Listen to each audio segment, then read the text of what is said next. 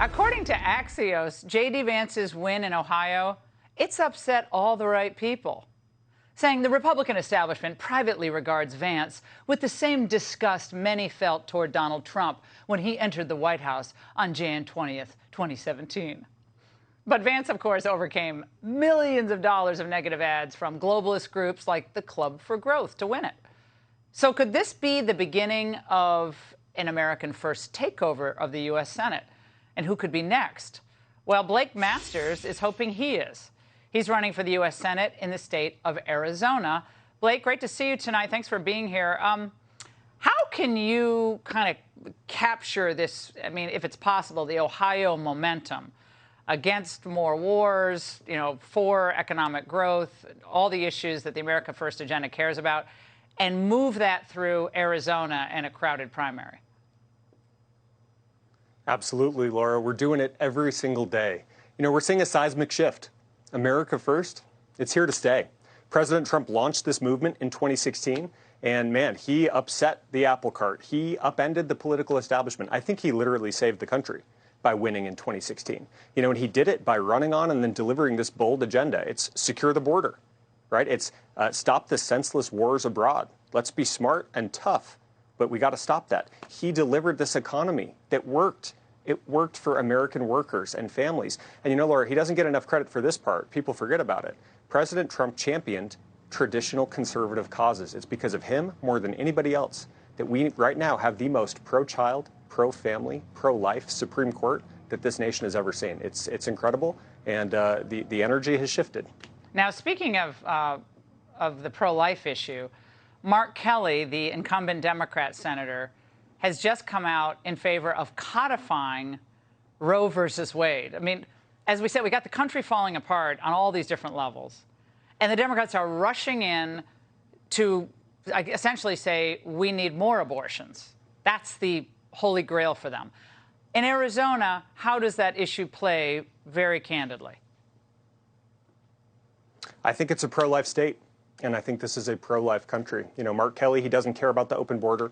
He doesn't care about inflation. It's why he's a rubber stamp vote for the Joe Biden agenda. What he does care about, apparently, is unlimited partial birth abortion. He can't articulate any single restriction. He's all for Planned Parenthood, going in at 7 months in utero to sever spinal cords and dismember babies. I'm sorry to be so graphic, but we have to talk at this level. That's what it is.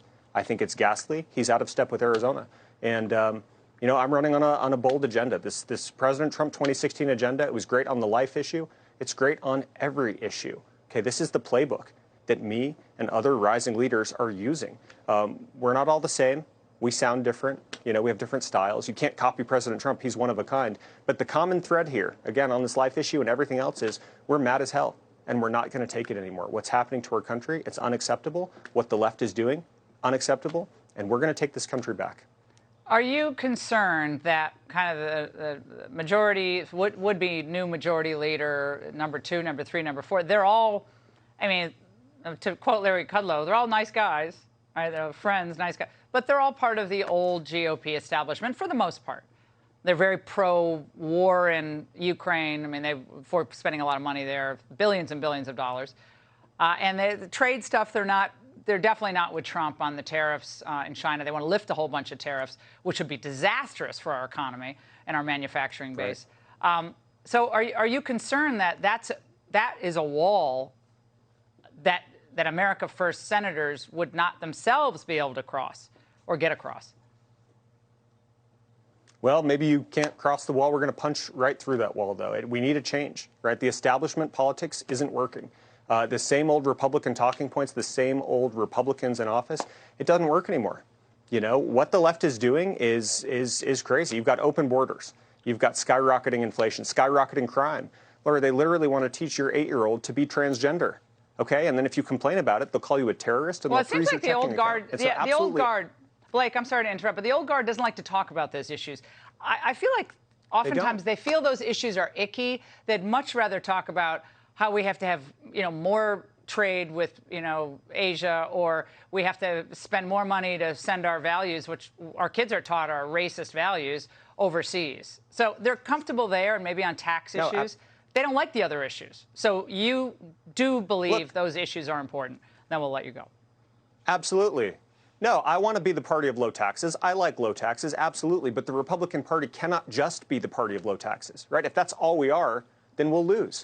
But no, what about ESG scores, right? We need to ban those from Fortune 500, right? We need to de-wokeify this country. We need to stop Chinese-style social credit systems before it happens here, right? You need new energy in the U.S. Senate. That's what JD represents. That's what I represent. We need a vibe shift. You get us in there, we will materially change how the U.S. Senate works. I like the young. If you're interested in helping, go to blakemasters.com.